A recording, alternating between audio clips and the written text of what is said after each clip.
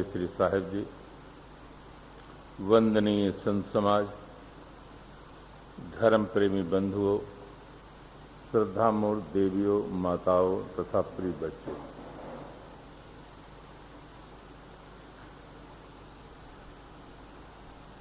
जीवन में भक्ति, ज्ञान और कर्म तीनों की महती आवश्यकता है। भक्ति के संबंध में प्रसंग चल रहा था। सज्जनों का संतों से जो रिश्ता है वो रिश्ता भक्ति का ही है।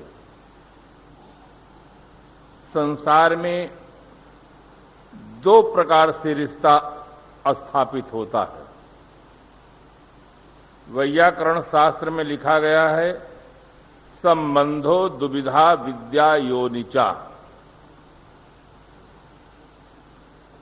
संसार में प्रथम संबंध शादी से होता है। संसार का जितना रिश्ता है, सास, ससुर, जीजा, दामाद, ये सब रिश्ता शादी से होता है और रिश्ता दो के बीच में होता है। शादी में पति और पत्नी का संबंध जुड़ता है। तत्पश्चात पत्नी के माता पिता भाई बहन से अपने आप संबंध हो जाता है। मूल में दो व्यक्ति से ही संबंध होता है। संसार का जितना रिश्ता है, जितना नाता है, सब पाणी ग्रहण से प्रारंभ होता है। परमार्थ का जो रिश्ता है वहां गुरु और शिष्य का संबंध स्थापित होता है। फिर वहां भी अनेक रिश्ते चालू होते हैं। ये गुरु जी के शिष्य हैं, ये गुरु भाई हैं, ये गुरु जी के गुरु जी हैं। तो एक रिश्ता संसार का होता है, एक रिश्ता परमार्थ का होता है। संसार का जो रिश्ता है उससे आदमी का जीवन एक दायरे में बंधता है, और जो भक्ति का रिश्ता है उससे व्यक्ति ज्ञान प्राप्त कर लेता है। संसार की आसक्ति से ऊपर उठकर उसे साधनानिष्ठ पवित्र जीवन, अप्रभावित जीवन जीने का सौभाग्य प्राप्त हो जाता है। इसीलिए भक्ति की बहुत बड़ी महिमा गाई गई।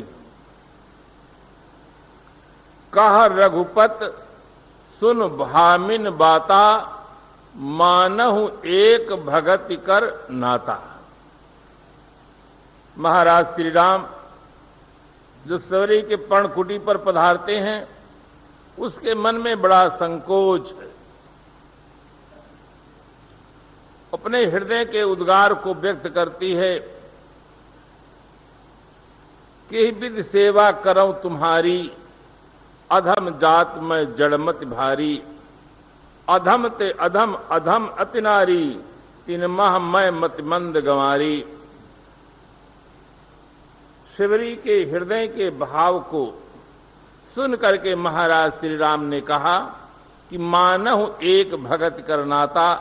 तुम्हारे मन में किसी प्रकार से हीन भावना की ग्रंथि नहीं आनी चाहिए।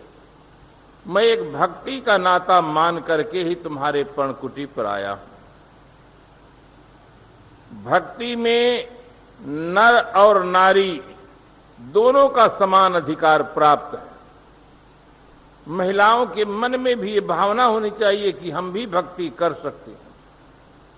शिवरी, मीरा, ये देवियां नारी जगत के लिए आदर्श रूप में हैं। भक्ति पथ बहुत सरल है, सुगम है, सहज है। इसलिए किसी के मन में ऐसा नहीं होना चाहिए कि हमारे पास ऐसे पदार्थ हो तो हम भक्ति कर सकते हैं। भक्ति में भाव की प्रधानता होती है। आपके मानस जगत में दिव्य भाव हो, पवित्र हो, आप भक्ति कर सकते हैं। किंतु एक महत्वपूर्ण बात याद रहे कि भक्ति सगुण साकार चैतन्य मूर्ति सदगुरु और संत की ही करनी चाहिए। जैसे अभी थोड़ी देर पूर्व श्री निर्मल साहब जी ने कहा कि सावन के महीना में लोग शंकर भगवान की बहुत वंदना करते हैं, प्रार्थना करते हैं, श्रद्धा सुमन समर्पित करते हैं। ये उपासना जरूर अपने ढंग से करते हैं, अपने हृदय की श्रद्धा को समर्पित करते हैं, किंतु उनके साथ साथ गांजा की दम भी लगाते हैं और भी कुछ करते हैं, क्योंकि वहां शंकर जी प्रत्यक्ष नहीं, उनकी केवल मूर्ति बना ली जाती है। और आप जानते हैं, डॉक्टर ना हो, डॉक्टर की मूर्ति बनाकर आप उनसे ऑपरेशन करने का निवेदन करें तो मूर्ति ऑपरेशन नहीं कर सकती है। आप चाहे जीवन भर श्रद्धा रखें, डॉक्टर अगर प्रत्यक्ष ना हो तो उनकी मूर्ति ऑपरेशन नहीं कर सकती है। कोई बहुत बड़े वकील हो, हाई कोर्ट के वकील हो, और वे प्रत्यक्ष ना हो, उनकी मूर्ति बनाकर निवेदन करे कि साहब ये केस है, हमको जिता दीजिए, तो फिर वो मूर्ति आपका केस नहीं जिता सकती। डॉक्टर की मूर्ति में हमें विश्वास नहीं है, और मास्टर की मूर्ति हो और कहें कि बच्चे को हमें पढ़ा दीजिए, आज ट्यूशन में असली मास्टर नहीं आए हैं, आप ही पढ़ा दीजिए, तो मूर्ति पढ़ा नहीं सकती है। किंतु आदमी ऐसा विचित्र प्राणी है कि डॉक्टर की मूर्ति पर उसको विश्वास नहीं हो सकता है, वकील की मूर्ति पर विश्वास नहीं हो सकता है, किंतु महापुरुषों की मूर्तियों पर विश्वास हो जाता है कि ये हमारा उद्धार कर देंगे। इसीलिए लोग भक्ति तो करते हैं, उद्धार नहीं होता है। उसमें एक बीच का रहस्य यही छिपा हुआ है। भक्ति करने में जो उद्धार होना चाहिए, हमारे जीवन का विकास होना चाहिए, हमारा जीवन पवित्र होना चाहिए, वो नहीं हो पा रहा है। भक्ति हम कर रहे हैं, इसका मतलब जहां भक्ति करना चाहिए वहां नहीं कर रहे हैं। इसलिए सदगुरु कबीर साहब ने अपने इंकलाबी भाषा में कहा, कबीरन भक्ति बिगारिया, कंकर पत्थर धोए, अंतर में विष राख के अमृत डारेन खोल। कंकर पत्थर धो करके भक्ति के वास्तविक स्वरूप को लोगों ने बिगाड़ डाला। भक्ति करना चाहिए गुरुजनों की, संतों की, मातृपितृ भक्ति करो, किंतु ये भक्ति न करके आदमी अन्यथा भक्ति करने लगा। ऐसे भी लोगों को हम देखते हैं कि हृदय में श्रद्धा है, भाव है, निर्जीव मूर्तियों की तो भक्ति करते हैं, वनस्पत जगत में भी भक्ति करते हैं। कहीं बड़ बादशाह की परिक्रमा करते हैं कि हमारे सारे मनोरथ पूरा कर देंगे, कहीं तुलसी के पौधे में इस प्रकार से दीप जला करके और उसकी परिक्रमा करते हैं, वहां से सोचते हैं कि हमारे सारे मनोरथ पूरे हो जाएंगे। आदमी श्रद्धा के नाम पर अंधश्रद्धा उसके जीवन में बहुत है, अंधभक्ति बहुत है, इसीलिए उसके जीवन का सही ढंग से विकास नहीं होता है। भक्ति करते हैं, सही रूप में जाकर के अगर उतना समय लगा दें तो हर आदमी को बोध प्राप्त हो सकता है, हर आदमी अपने जीवन में पवित्रता प्राप्त कर सकता है, किंतु उसकी दिशा सही नहीं है, इसलिए दशा सही नहीं है। दिशा हमारी सही होनी चाहिए, सही ढंग से हम उपासना करें, भक्ति करें, जिससे हमें बोध प्राप्त हो और ये मनोविकार जो हमारे जीवन में दुख के कारण बने हुए हैं, इनसे हम ऊपर उठें। एक भक्त थे, एक बहुत सुंदर कुआं बनवाए, कुआं खोदे, मीठा जल निकला। उनके मन में एक भाव पैदा हुआ कि हम गुरुदेव जी के द्वारा उद्घाटन कराएं। हर आदमी के मन में भाव होता है। जो आदमी जिस प्रकृति का होता है, अगर मकान बनवाता है, कोई दुकान बनवाता है, तो जैसे उसकी भावनाएं होती हैं उसी के अनुरूप व्यक्तियों का चुनाव करता है उद्घाटन के लिए। भक्त थे, अपने गुरुदेव के प्रति उनकी अनन्य निष्ठा थी, बहुत बड़ी श्रद्धा थी। इसलिए गुरुदेव के पास जाकर निवेदन करते कि भगवान सब ठीक हो गया है, बस आपकी प्रतीक्षा है, आप समय निर्धारित करें। और हमारी भावना तो ऐसी है कि शुभ काम में विलंब नहीं होना चाहिए, सब तैयारी है। अगर आप कल के लिए स्वीकृत दे दें तो बहुत ज्यादा अच्छा है। भाव देख करके गुरुदेव स्वीकृत दे देते हैं। भक्त के मन में बड़ी प्रसन्नता होती है, प्रसन्न चित्त से वापस आते हैं। किंतु सायंकाल जैसे घर पर पहुंचते हैं, एक व्यक्ति समाचार देता है कि आपके कुएं पर 2 कुत्ते लड़ रहे थे और लड़ते लड़ते दोनों कुत्ते कुएं के अंदर चले गए। ये समाचार सुनकर के वो भक्त के मन में दुख होता है कि अभी अभी गुरुजी से मैं निवेदन करके आया हूं, हमारे कुएं में 2 कुत्ते गिर गए हैं, अब कल इसका उद्घाटन कैसे होगा। सुबह होते गुरु आश्रम में भक्तराज पहुंच जाते हैं, निवेदन करते भगवान एक दिन के लिए समय बढ़ा दिया जाए। उन्होंने कहा क्यों? कहे कुएं में कुत्ते लड़ रहे थे और दोनों कुत्ते कुएं में गिर गए हैं, इसलिए एक दिन का समय बढ़ाने की कृपा करें। गुरुदेव ने कहा सब निश्चय है, तैयारियां हैं, एक दिन के लिए क्यों बढ़ाते हो?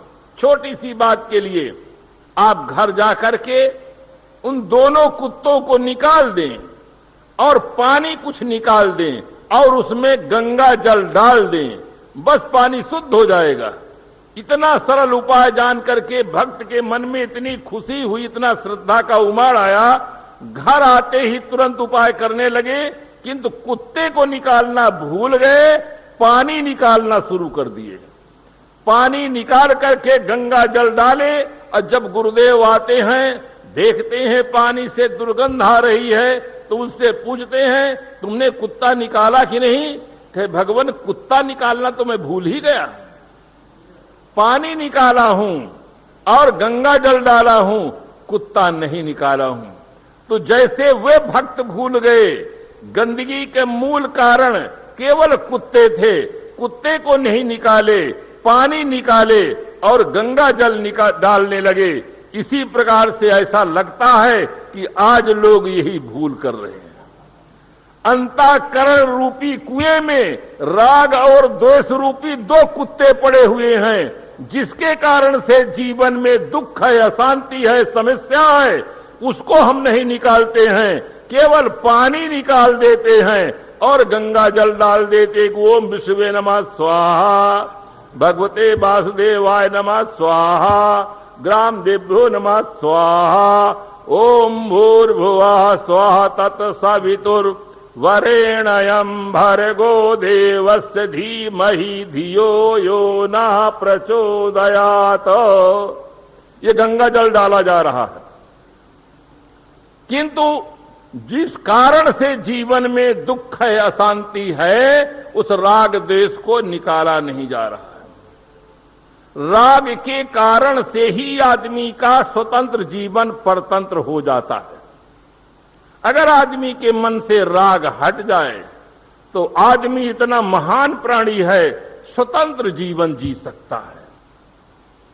इसलिए भक्ति के क्षेत्र में पवित्रता की बहुत बड़ी आवश्यकता है। मानसकार ने लिखा, निर्मल मन जन सो मोहि पावा, मोहि कपट छल छिद्र न भावा।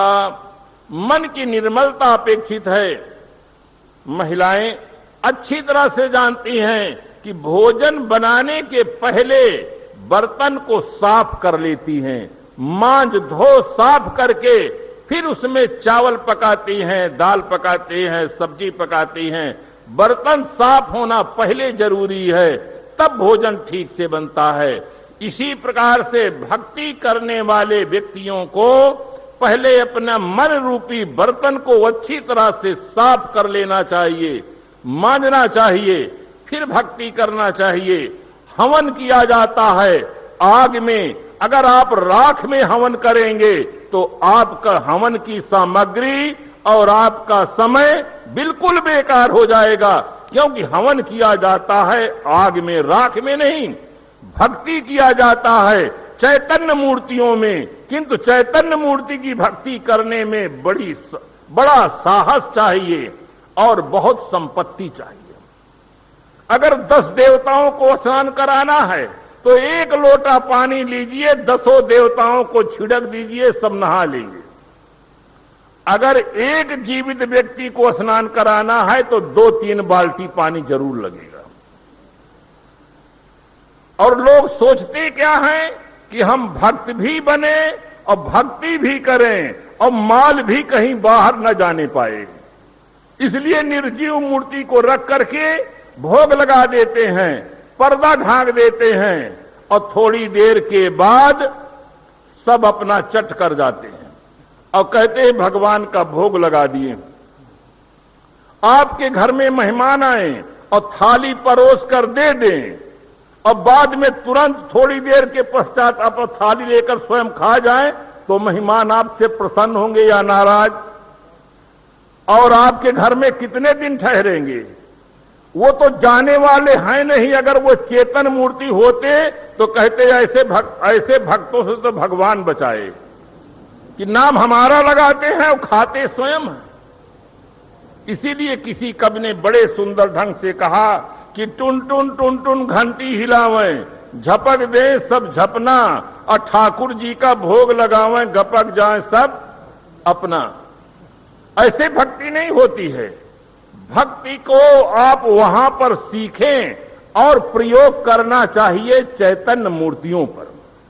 मंदिर में जाकर हम कितने सुंदर भाव से स्नान करके, साफ कपड़ा पहन करके, पूजा की सामग्री लेकर फिर मंदिर में जाते हैं। वहां आप सीखें और प्रयोग करें चैतन्य मूर्तियों में।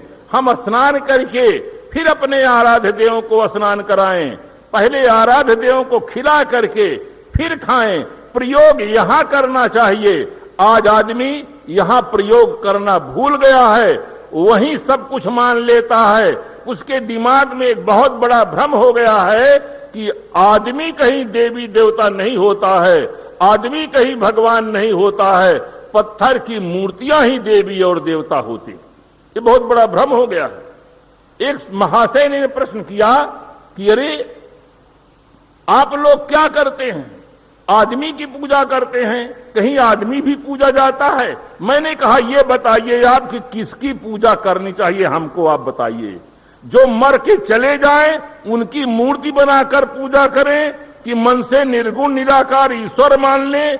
उसके आंख नहीं, कान नहीं, हाथ नहीं, पैर नहीं, चंदन कहां लगाएंगे, पूजा कहां करेंगे, प्रणाम करेंगे तो कैसे आशीर्वाद देगा बिना इंद्रियों के? किसकी पूजा करना चाहिए हमें ये बताएं। तो वो मौन हो गए।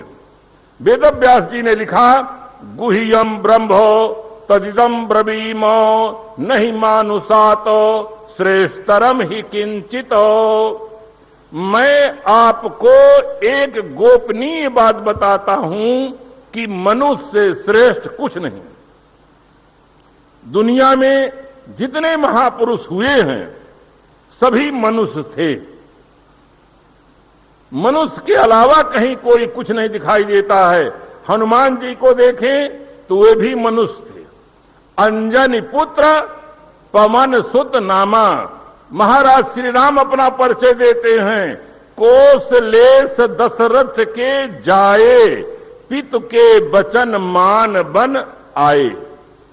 महाराज श्री कृष्ण जी को देखें, विश्व की जितनी विभूतियां हैं, जितने महापुरुष हुए हैं, जिन्हें हम देवी मानते हैं, देवता मानते हैं, भगवान मानते हैं, अवतार मानते हैं, पैगंबर मानते हैं, देवदूत मानते हैं, सही दृष्टि में वे केवल आदमी। जैसे जो व्यक्ति हमें पढ़ाता है उसको हम मास्टर कहते हैं, दवा देते हैं, चिकित्सा करते हैं उनको चिकित्सक एवं डॉक्टर कहते हैं, वकालत करते हैं उनको वकील कहते हैं, नेतृत्व करते हैं उन्हें नेता कहते हैं, भक्ति करते हैं उन्हें भक्त कहते हैं, साधना करते हैं उन्हें हम संत कहते हैं, किंतु हैं सब ये केवल इंसान। उनके कर्मों के अनुसार ये सारी उनकी उपाधियां हैं। इसलिए भक्त समाज में सही रूप से बोध होना चाहिए। आज कंपटीशन चल रहा है, अपने अपने आराध्य देवों के नाम पर इतना चमत्कार बढ़ाया जा रहा है जिससे आदमी सत्य से भटकता चला जा रहा है। अपने अपने आराध्य देव कहते कि हमारे आराध्य देव साक्षात भगवान है, पार ब्रह्म परमात्मा है, उनकी भक्ति करने से सीधे स्वर्ग मिल जाता है, मोक्ष मिल जाता है, इस प्रकार की बात करते हैं। सामान्य जनता बिल्कुल दिग्भ्रमित है, उसे वस्तु स्थिति का कोई बोध नहीं है। इसलिए जो कुछ संप्रदाय जगत में कहते हैं लोग उस पर वो स्वीकार कर लेते हैं। आज आवश्यकता है कि समाज में सही ज्ञान का प्रचार हो, लोगों को एक सही दिशा मिले, सही बोध मिले।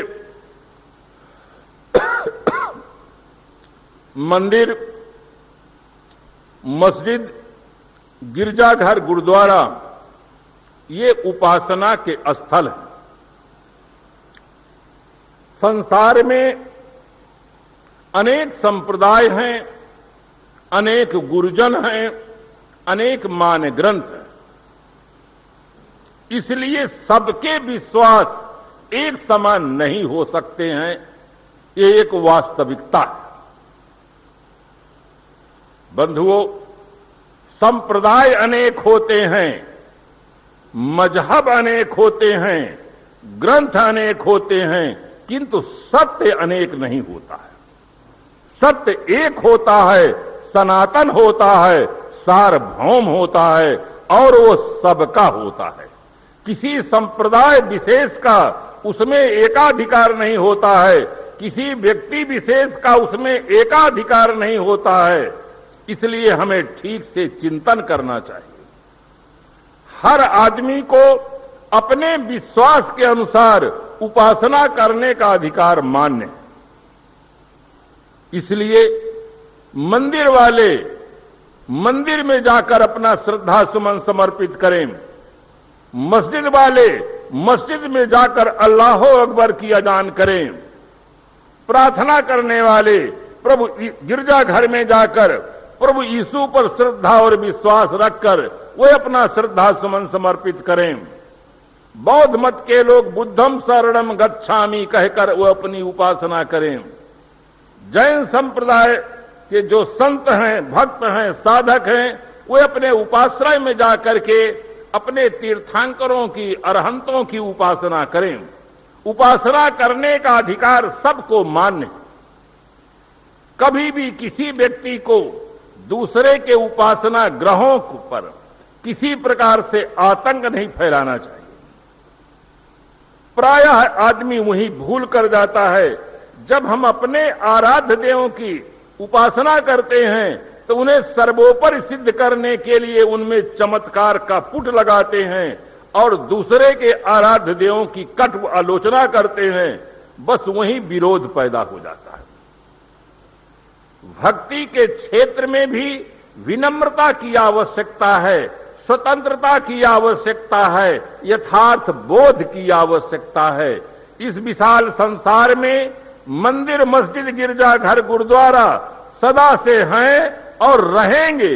इन्हें कोई मिटा नहीं सकता है। अपने जीवन में व्यक्ति परिवर्तन कर सकता है कि हम सत्य बोध प्राप्त कर ले और ये रहें अथवा न रहें, इनसे कोई फर्क नहीं पड़ता है, किंतु इनको मिटाने की कोशिश न करें। भक्ति के क्षेत्र में उदारता की आवश्यकता है। अपने अपने इष्ट को नमन करे सबको। हमारी एक अपनी परंपरा में कोई हनुमान जी की भक्ति करता है, कोई महाराज श्री राम की भक्ति करता है, कोई महाराज श्री कृष्ण की भक्ति करते हैं, कोई शंकर भगवान की भक्ति करते हैं, कोई बुद्ध भगवान की भक्ति करते हैं। भक्ति के क्षेत्र में विविधता है, ये विविधता रहेगी। इसलिए हर आदमी का पावन कर्तव्य है कि दूसरे जो प्रकार से भक्ति करते हैं उनको भी हम इस प्रकार से सुविधा दें, प्रेम दें, वो अपने ढंग से भक्ति कर सकें, साथ साथ उनके साथ हमारा सुंदर व्यवहार होना चाहिए। आदमी सर्वोपरि प्राणी है। आदमी ही मंदिर, मस्जिद, गिरजाघर, गुरुद्वारा बनाता है। आदमी ही मंत्रों का जाप करता है, हवन करता है, संध्या करता है, तर्पण करता है, हज करता है, रोजा रहता है, नमाज पढ़ता है। ये सब आदमी करता है। आदमी के साथ सुंदर व्यवहार करें। हम निर्जीव मूर्तियों के सामने जा करके प्रार्थना कर लेते हैं और कोई बात खड़ी हो जाए तो सजीव मूर्तियों की हत्या करने के लिए तैयार हो जाते हैं। ये भक्ति नहीं है, ये आदमी का सत्य से भाग जाना है। इसीलिए सदगुरु कबीर साहब ने इंकलाबी भाषा में कहा और समाज को शाश्वत सत्य की ओर इशारा किया कि तेई साहेब के लागव साथा, दुई दुख मेट के हो सना था। ऐसे स्वामी का आश्रय लो जिनकी उपासना करने से, भक्ति करने से वस्तु स्थिति का यथार्थ बोध प्राप्त हो। जन्म और मरण ये दो बहुत दुस्साह दुख के कारण हैं। इनसे हम ऊपर उठें, इनसे मुक्त हो सकें, उसके लिए आधार सदगुरु बतलाते हैं। इसमें मूल कारण है वासना। जब तक वासना रहती है तब तक यह चेतन वासना बस गमनागमन करता रहता है, ऊंच नीच खानियों में जाता रहता है। अगर उसे वस्तु स्थिति का बोध प्राप्त हो जाए, वासनाओं को समाप्त कर दें तो सदा के लिए मुक्त हो जाता है। आज लोग प्रश्न कर देते हैं कि हम भक्ति क्यों करें, हमारे पास संपन्नता है, सब कुछ है, हम भक्ति क्यों करें। भक्ति किया जाता है ज्ञान की प्राप्ति के लिए। हमारे पास संसार में सब साधन है किंतु वस्तु स्थिति का बोध नहीं है, ज्ञान नहीं है, हम वासनाओं से ऊपर नहीं उठ पा रहे हैं। इसलिए आराध्य देव की उपासना करते हैं जिससे हमें भी वो शक्ति मिले, वो भाव मिले कि हम जीते जी वासनाओं से ऊपर उठ सके। उपनिषद में एक कथा आती है, कथा का सार ये निकलता है, याज्ञवल्क्य जी के दो पत्नी थी। ये भी बहुत बड़ी पुरुष समाज में दुर्बलता प्राचीन काल से रही है कि एक पुरुष दो पत्नी रखते थे, तीन पत्नी रखते थे और उसका दुष्परिणाम लोगों ने जीवन भर अच्छी तरह से भोगा है। बहुत बड़ा अन्याय हुआ है। नारी जगत के साथ कभी न्याय ठीक से हुआ नहीं, चाहे पुराना जमाना रहा हो, चाहे आज का जमाना हो। नारियों को जगना चाहिए, इन्हें भी अपने जीवन में ज्ञान बोध प्राप्त करके सही ढंग से चिंतन करना चाहिए। जब उनके मन में विराग उत्पन्न होता है, याज्ञवल्क्य जी दोनों को बांट देते हैं संपत्ति। मैत्रेयी कहती है क्या इस संपत्ति से मेरा मोक्ष होगा? उन्होंने कहा मोक्ष तो नहीं हो सकता है, तुम धनिकों जैसा जीवन जी सकती हो, मोक्ष नहीं होगा। तब मैत्रेयी कहती है जिस चीज को पा करके आप हमसे हट रहे हैं, अनासक्त हो गए हैं, वही हमको दीजिए, हमें धन नहीं चाहिए। कितना सुंदर भाव है। भक्तों के अंदर, भक्ति करने वालों के अंदर एक ऐसा भाव जगना चाहिए कि जिस कारण से हम संसार में आसक्त हैं, हमें वो ज्ञान चाहिए, हमें वो बोध चाहिए कि जीते जी इन वासनाओं से हम मुक्त होकर के परम स्वतंत्र निर्विकार जीवन, पवित्र जीवन जी सके। और ऐसे उपास्य देव गुरुदेव होते हैं, संत होते हैं। इसीलिए मानसकार ने लिखा गुरु बिन भवनिध तरे न कोई, जो बिरंच शंकर सम हुई। इसलिए हमें उपासना के क्षेत्र में सदगुरु की उपासना करें जिससे हमें वस्तु स्थिति का बोध हो, हमारा कल्याण हो। बस इन्हीं शुभकामनाओं के साथ हम अपनी वाणी को विराम देते हैं।